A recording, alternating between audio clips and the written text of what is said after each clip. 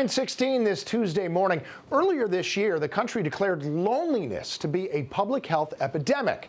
Officials say it's associated with higher rates of depression, anxiety, and suicide. Well, this week in West Hartford, there's an event to help people create some meaningful connections. And joining us now to tell all of you more about it, I'm happy to have two guests. Kelly Papa from Doncaster, that's a senior living community in Bloomfield, and Deb Bibbins from For All Ages, a nonprofit that looks to address and combat loneliness. Thank you both for being here today. Thank you very much. Thank you for having us. Glad to have you here. First things first, want to get the who, what, where, why, and when of this big event happening tomorrow. Please tell us about it. Thank you. So the event is called Creating a Richer Life for Yourself Through Meaningful Connections. Yeah. And it's a shared effort through For All Ages and the Mandell Jewish Community Centers in West Hartford.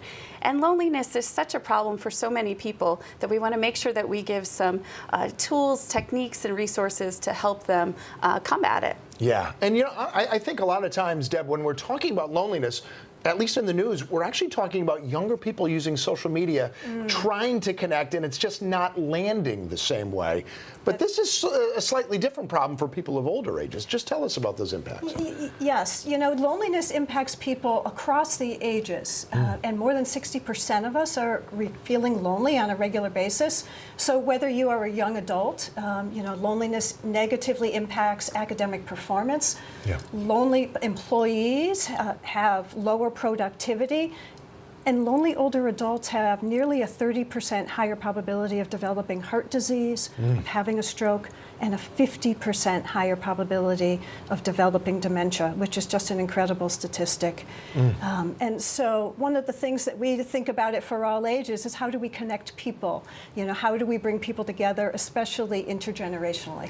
So how do you do that? I mean, what are the advices here, other than just simply going out and connecting with people? Granted, that's easy to say. Sometimes it's very hard for people to do. Right. And so, I really think that the good thing about social connection is that when we help ourselves, we are automatically helping someone else at the same time. Yeah. And so I always advise people to reach out and connect with those in your social network where you feel a sense of belongingness, because not only will you help yourself, you'll be helping another person.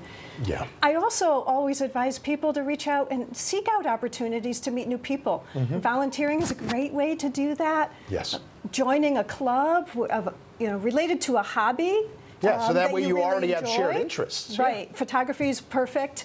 And if you can find intergenerational opportunities, those are even better. For All Ages, for instance, our fall session of our Tea at 3 Intergenerational Friendship Community opens up. The registration is open now. Yep. That program will start in 2 weeks, and that connects college-age students, young adults, with older adults. And I invite people to visit our website, and if they're interested, sign up for that program. Called Tea at 3? It's called Tea at 3, and the idea is that you sit down, have a cup of tea, have a cup of coffee, connect with either your young adult or your older adult teammate. Yep. And the last thing is, really, we're all social beings, and social connection is something that we all need. Yeah. It's the foundation of our mental and our physical health. It's one of the reasons that For All Ages has convened what's called the Connecticut Collaborative to End Loneliness. We did that following our Surgeon General's historic advisory in the spring about the importance of social connectedness. Right. And throughout the summer, we've been bringing people together, organizations and leaders throughout the state, to convene this collaborative to improve social health for our residents. And real quick, one more time, just tell, how can people make sure they get involved with this event tomorrow? Wonderful. Kelly? The event is tomorrow at the Mandell JCCs in West Hartford. Yep. It starts at 12:15, and it's free and open to all interested older adults. You just have to register ahead of time to make sure we have enough luncheon seats for you. Yes. How can they register? Is there a particular perfect. way? They can call Sharon at the Mandell Jewish Community Center in West Hartford. Yeah, so just call Sharon right there. Very interesting what you said. Obviously, the connections to different disease processes. Dementia would make sense. The connection to heart disease shows you just how important this is, that mind-body connection, guys, there. This is something I know Senator Chris Murphy has talked about, social isolation, that he, in his words, is becoming an epidemic. I think he's written a book on it, Matt. This is something that is finally, I think, starting to get a little bit more of the attention that it deserves, certainly.